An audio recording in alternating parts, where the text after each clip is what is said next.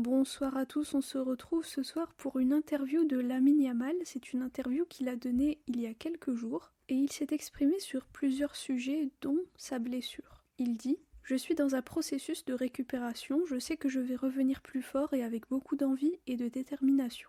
Au final, quand tu ne peux pas jouer pendant un certain temps, c'est à ce moment-là que tu te rends compte à quel point tu aimes ce que tu fais et je vais revenir encore plus fort qu'avant. Cette blessure n'est pas liée à la précédente. Je pense que c'était que de la malchance, j'ai pris un coup à la cheville, ce sont des choses qui arrivent, ça peut arriver à n'importe qui. » Ensuite, il s'est exprimé sur Hansi Flick, il dit « C'est un coach qui parle beaucoup aux joueurs, il t'explique le pourquoi du comment. Quand tu ne joues pas, il te dit pourquoi avant de donner le 11.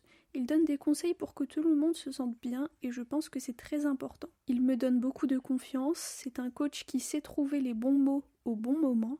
Il me dit toujours que je suis très important pour l'équipe et que je dois le croire. Il faut avoir confiance et savoir faire preuve d'un peu d'égoïsme parce que ça aussi c'est une bonne chose. C'est un coach qui te donne vraiment beaucoup de confiance avant d'aller sur la pelouse. » Ensuite, concernant son jeu et celui du Barça, il dit « Je pense que quand je reçois le ballon sur l'aile, c'est là que je suis 100% moi-même parce qu'il n'y a pas de règles à suivre. Je peux faire ce que je veux et j'ai toute la liberté de bouger.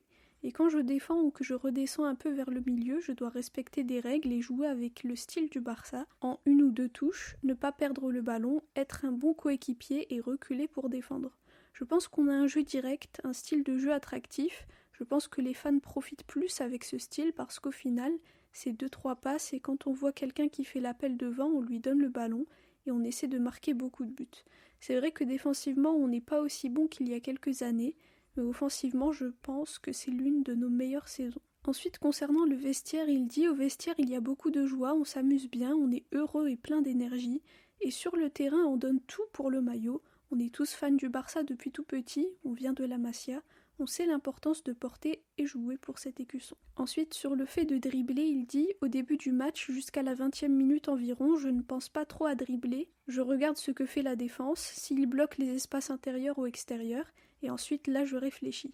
Mais au début du match, généralement, je fais ce qui me vient naturellement. » Ensuite, concernant la concentration avant les matchs, il dit « Je pense que chacun sait avant le match s'il est concentré ou pas. Évidemment, il faut toujours être motivé, mais parfois il y a des jours où tu n'as pas cette inspiration ou cette étincelle qui te dit « Aujourd'hui, je vais très bien jouer. » Ça, tu le ressens surtout dans les grands jours, comme les matchs de Ligue des Champions ou le Classico ou les matchs contre l'Atlético.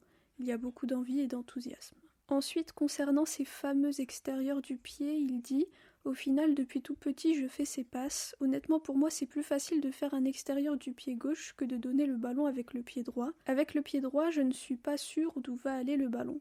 Et en ce moment, ça se passe bien. Il faut aussi voir les déplacements et les appels de Rafa. C'est un joueur très rapide, donc je peux lui envoyer le ballon loin devant. Il va toujours réussir à l'avoir, donc on est contents tous les deux. » Ensuite, concernant son but au Bernabéu, il dit « On était à 2-0 et on sait tous que les fins de match au Bernabéu sont difficiles parce que c'est dans les dernières minutes qu'il marque. Je pense que le troisième but a un peu plié le match. C'est un classico, un match que tout le monde regarde et je suis très heureux.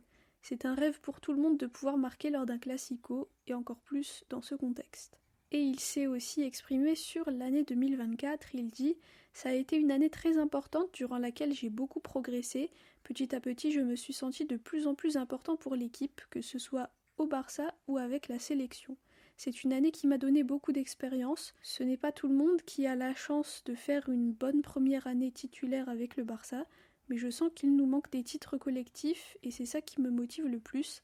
Et j'espère faire en sorte que cette année on puisse tout gagner, la Liga, la Ligue des Champions, la Copa, tout ce que l'on peut gagner. Je dois aussi marquer plus de buts. Je me suis beaucoup améliorée pour les passes décisives, mais il faut que je marque aussi et que j'essaie de marquer à chaque match. C'est ça mon défi pour 2025. Voilà pour l'essentiel de l'interview de Lamine Yamal. Donc voilà, alors le Barça a repris l'entraînement déjà il y a 2 jours. Donc dimanche, c'était l'entraînement ouvert au public. Et le Barça reprend la compétition dès samedi. Donc ça sera en Copa del Rey, je pense, contre Barbastro. Je vous souhaite à tous et à toutes un bon réveillon, une bonne année 2025. Visca el Barça et Visca Catalunya.